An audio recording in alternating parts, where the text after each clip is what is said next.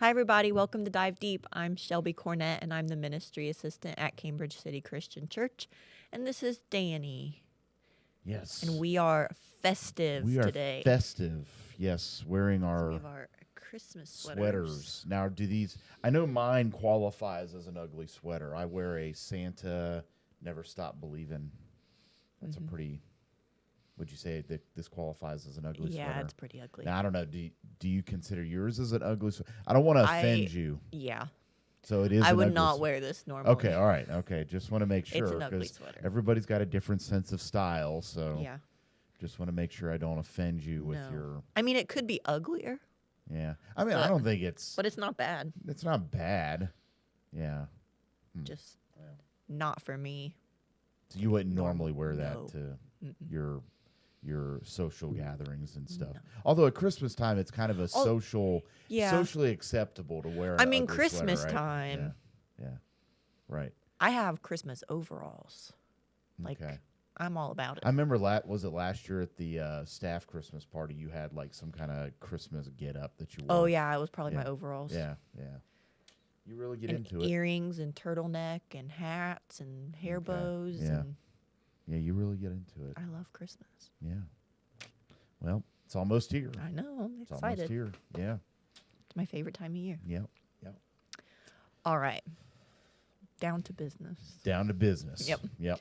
We're still in the Mark series. Yep.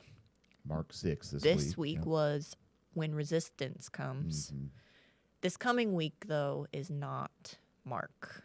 Right. It's our Christmas We're service. doing our church's Christmas service this Mhm. Sunday. But yeah, this past Sunday, December 11th, we did. Mm-hmm. We kind of wrapped up the Mark series. This year we did things for now. We're going to Yeah. come back to it in January. But we just decided this year to do a shorter Christmas series because Mm-hmm. as we're going through the book of Mark, it's going to take, we're doing this over like 26 sermons, I think. Yeah. So to try to like spend all of it just didn't work out the way that the sermon calendar works. So so we were still in the book of Mark. So it's been a little bit strange. Like Yeah. we're still we're going through some stories that really aren't connected to Christmas. But we made them But work for Christmas. Well, and that's the thing, with the biblical text. That's one of the beauties in the power of the Bible Mm-hmm. is that stories and teachings can apply in any sort of circumstance. Mm-hmm. And so, so when we talk this week in Mark 6, we're talking about when Jesus returned to Nazareth and there was people that resisted him. At first glance, you're like, okay, what does this have to do with Christmas? Right. what kind of connection can you make here with Christmas?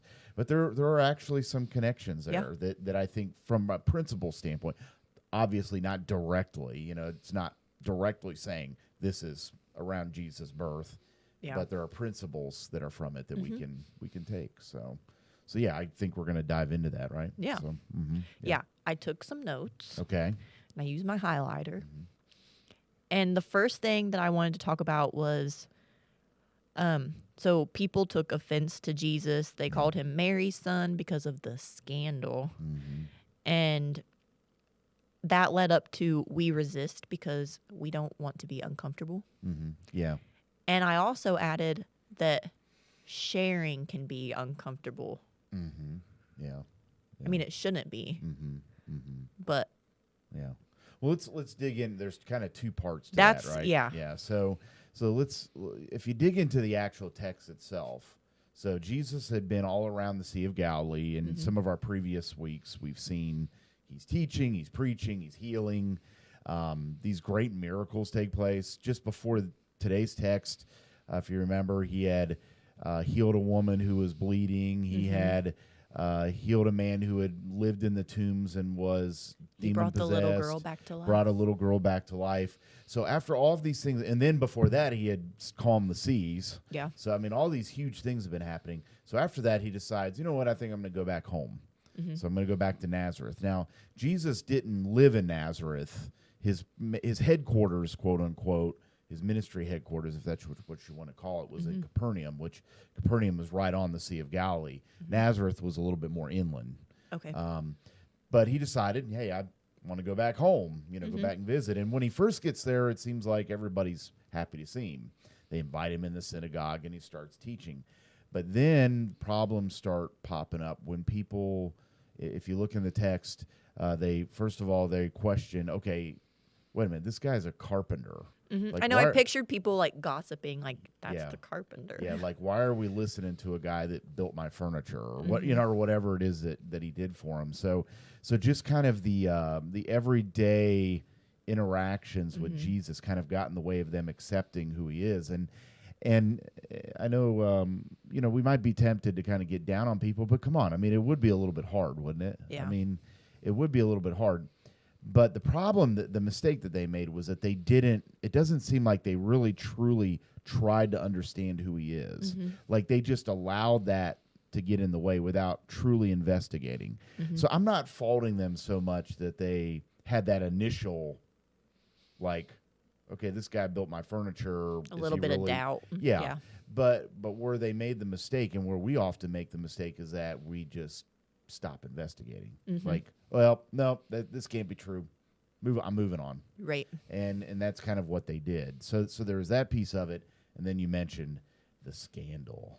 Yeah. And actually, that word "offended" that's in there when it says they were offended at Jesus is the word "scandalizo" from the Greek, which even in our English language today, that's where we get the root of scandal in our own language, and so they were referring back to Jesus' birth that happened. And so there's a part of the Christmas story that does kind of tie into the text that we looked at, that they were looking back to Jesus' birth and that Joseph wasn't his dad. And so they said, well, how could this really be God's son or the Messiah or someone better than a teacher or a prophet or whatever, because look at his background. Yeah.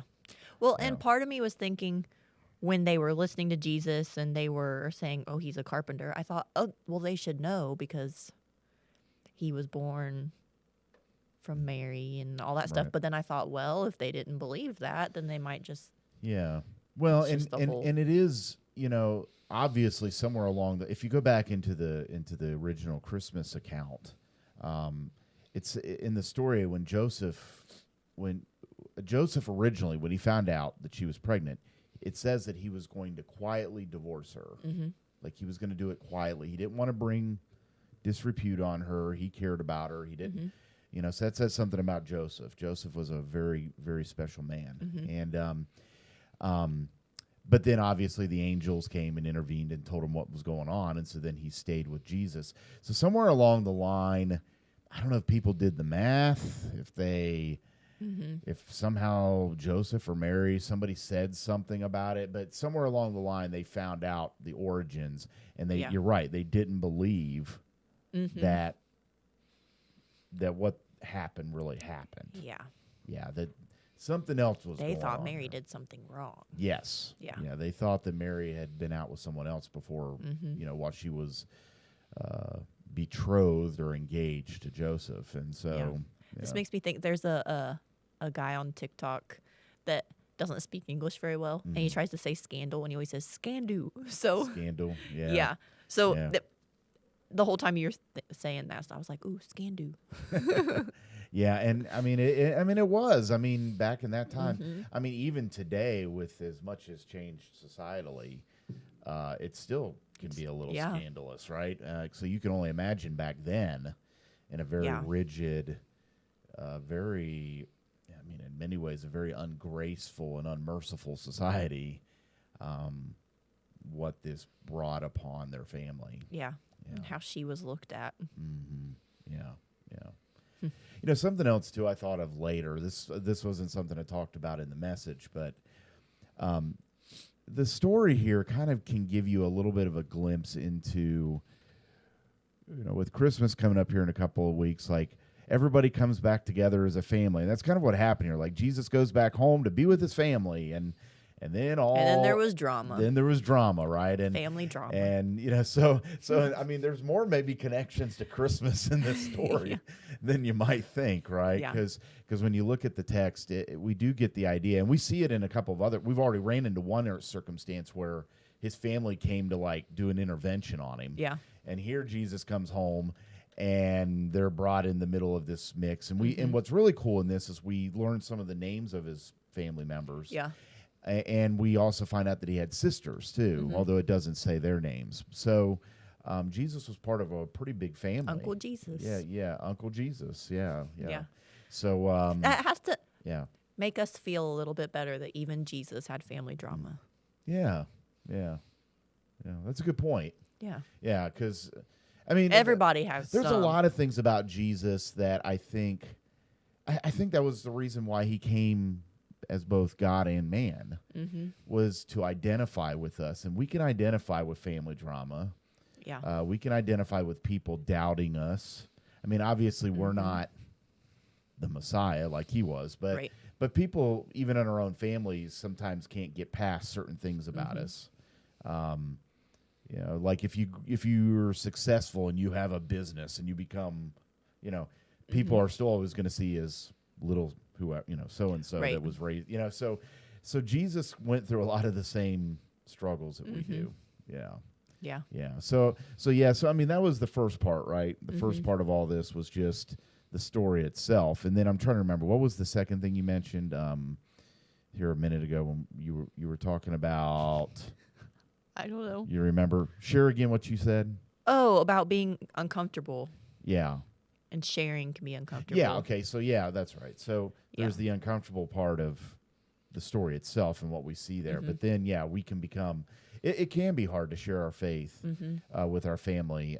Jesus tried sharing who he was with his family, and we see where that got him. Yeah. Especially when they're resistant to it. Yeah. But we just can't give up. Like, you have to. Why do you think people are resistant to it? I mean, I think that's part of like culture, I guess, is to like stick to what you believe and don't listen to other people. I mean, how much of it do you think has to do with kind of upsetting the way your life is now? Like the status quo. I mean, Yeah. Like, you're not the top priority. Is that what you mean? Well, what I mean is, if You're not in from control. if you remember from the story from last week, when Jesus went in and he healed the man who was demon possessed, the demons went into the pigs, who then ran off the cliff or ran off the beach into the water. That and could be died. a movie. Just that part could be a movie. Yeah. And the people got upset about it, really, because they didn't care about the guy being healed. Right. They cared that the status quo, that their pigs were dead, and that he was causing a ruckus. So really it came down to a status quo question. They care about themselves more Yes, than... they didn't want things kind of shaken up. And when it comes to us, as much as we think, oh, I wish this was better or that was better, we do find a certain comfort in things remaining the same. Like we might want something to change, but it needs to be very incremental or very small, or it doesn't cost us anything.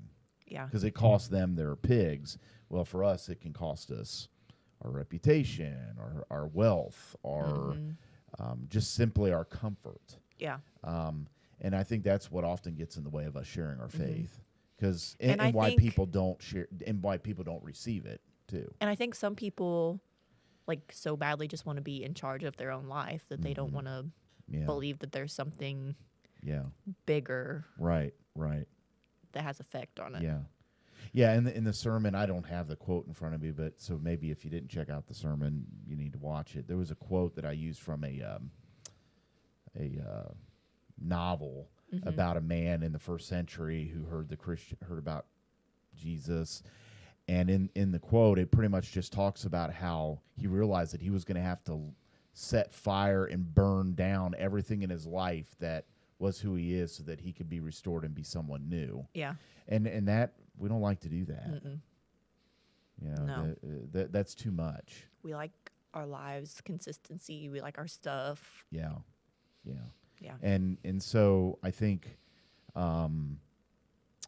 that's kind of what happened here in this story when he went back to Nazareth.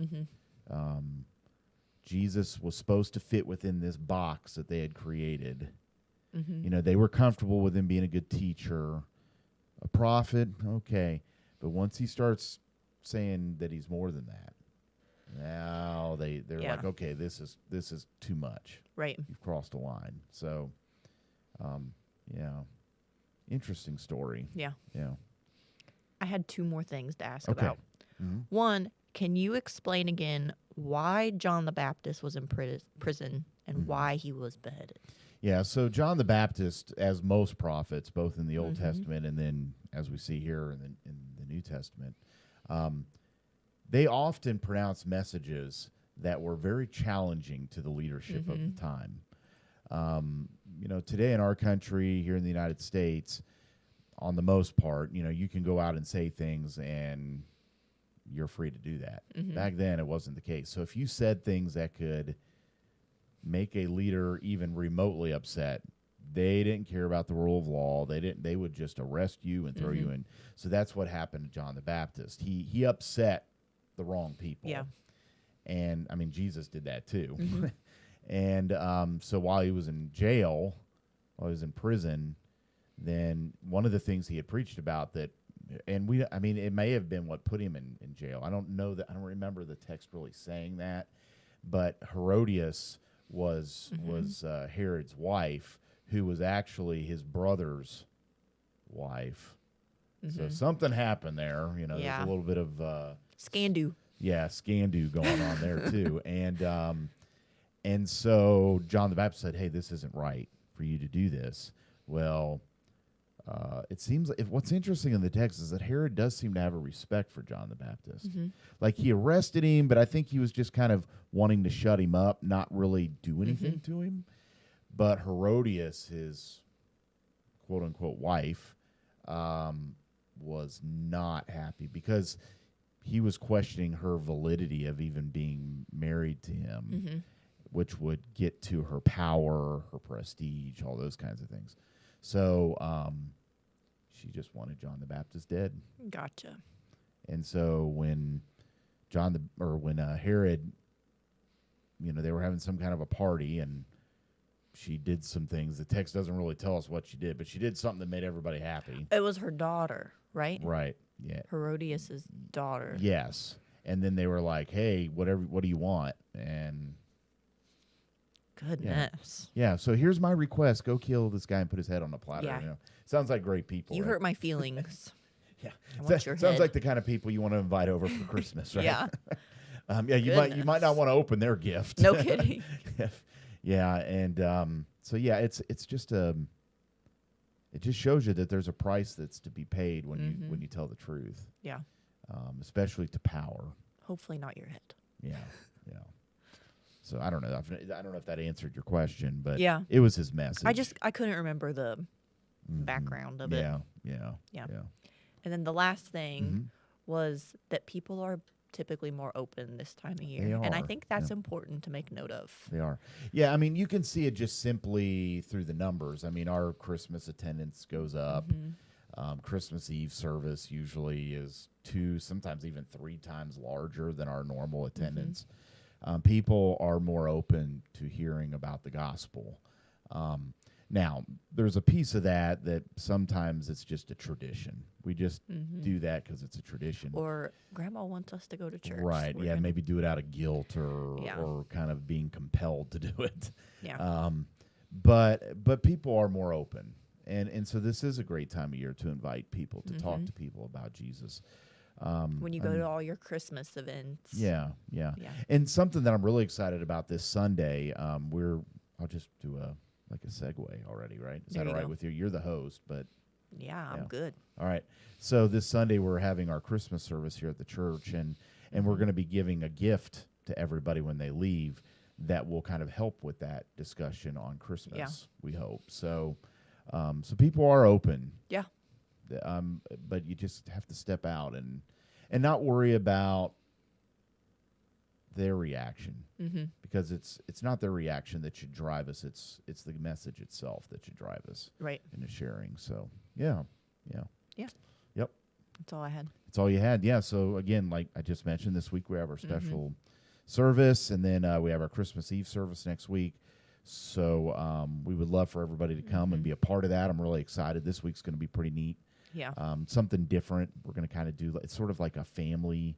We're going to have a lot of music. We're going to have some conversation about Jesus and some sharing around Christmas. Like I said, we'll have a gift that everybody will get to take home.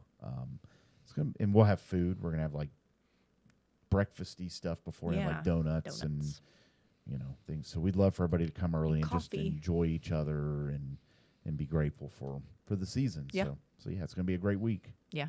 Cool. Yeah. All right. Well, we'll see you next week and we'll talk about our Christmas service. Yeah.